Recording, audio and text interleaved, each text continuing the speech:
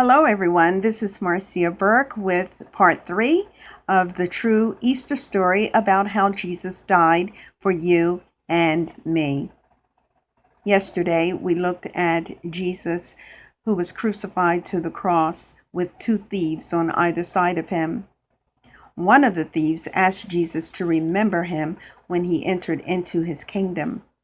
And Jesus replied, "Truly, I tell you today, you shall be with me in paradise." Today, we will be looking at Jesus gives up the ghost. The sun was darkened and the veil of the temple was torn in two from top to bottom. The earth quaked, rocks split, and the graves were opened. And when Jesus had cried with a loud voice, he said, "Father, into your hands I commend my spirit."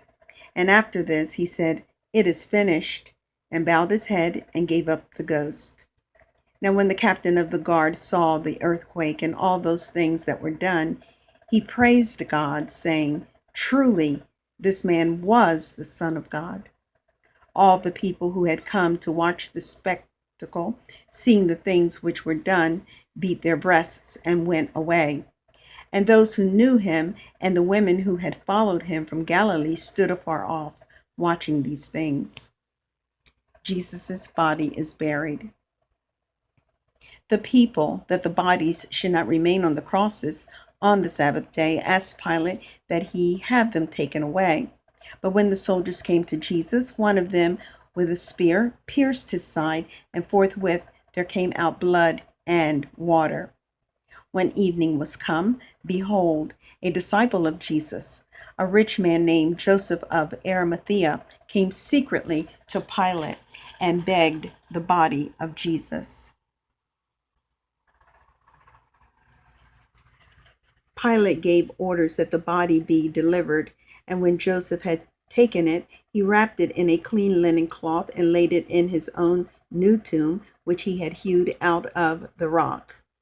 This tomb was in a garden near the place where Jesus was crucified, and the women who had come from Galilee followed along and saw the tomb and how his body was laid in it. Then Joseph rolled a great stone to the door of the tomb and departed. But Mary Magdalene and Mary, the wife of Cleophas, stayed for a while, sitting by the tomb. Then they too left and prepared spices and ointment. They rested the following day, since it was the Sabbath. And on the Sabbath, the chief priests and Pharisees went in a body to Pilate, saying, "Sir, we remember what that deceiver said while he was still alive. After 3 days I will rise again. Therefore command that the tomb be made secure until the third day, lest his disciples should come by night and steal him away and say to the people, 'He is risen from the dead.' Then the final deception would be worse than the first." Pilate said to them, "You may have your guard. Go your way and make it as secure as you can." So they went and secured the tomb, sealing the tomb and setting a guard of soldiers over it.